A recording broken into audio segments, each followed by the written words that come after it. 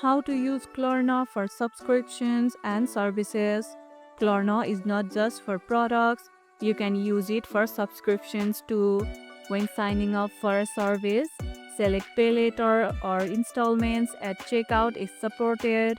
Klarna will handle recurring payments automatically, and you can view upcoming charges in the Payments tab of the app. Check the recurring payments section in Klarna to avoid unexpected charges and manage your subscriptions efficiently. What subscription would you like to pay with Klarna?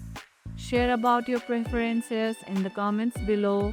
And that's how you can use Klarna for subscription and services.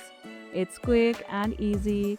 And if this video helped, hit the like button, share it, subscribe, and leave a comment. Thanks for watching, and I'll see you in the next one.